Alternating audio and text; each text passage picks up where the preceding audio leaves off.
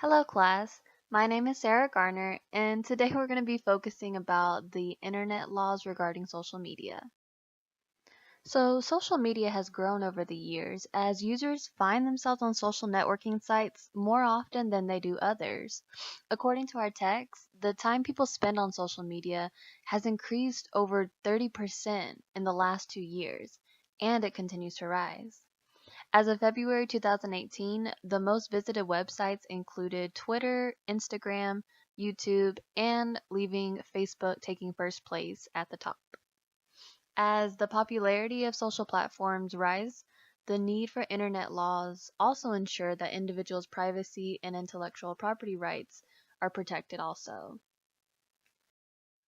Throughout this presentation, we'll be focusing on the following legislations: the ECPA, the SCA, and the CDA.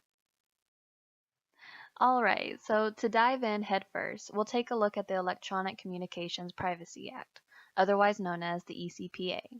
Now, the ECPA amended federal wiretapping laws to protect electronic forms of communication. Even though this rule existed long before social media became known, it's still an essential law that covers the majority of communication across social networks. According to Cross and Miller, the ECPA prevents the intentional interception of a wire, oral, or electronic communication, as well as the disclosure of any information that was intercepted. On the contrary, the ECPA does not apply to any electronic communication performed on company-wide devices. This would consist of like phones or laptops your employer would provide you. Any information transmitted through work-related devices is subject to be intercepted and disclosed by your employer. Going forward, the SCA, also known as the Stored Communications Act, is actually a subpart of the ECPA. The SCA prohibits intentional and unauthorized access to stored electronic communications, and it also poses criminal and civil sanctions on those who violate it. Now, in a world where we rely on other companies to provide us access to electronic communication, otherwise known as our internet service providers, the SCA prevents those companies from disclosing our private communications to other individuals or third-party entities.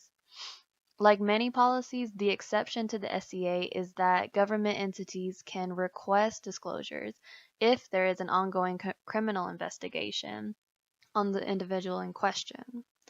Moreover, in contrast to protection from internet service providers are also granted protection from their users through the Communications Decency Act, otherwise known as the CDA.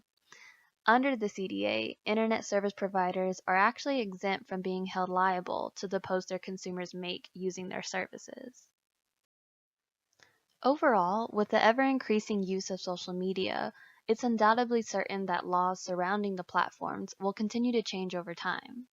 Privacy, intellectual property rights, as well as public safety are amongst the top concerns of law enforcement today, as they work together to create and refine laws that not only protect publishers and service providers, but protect the public as well. This concludes my presentation regarding social media internet laws.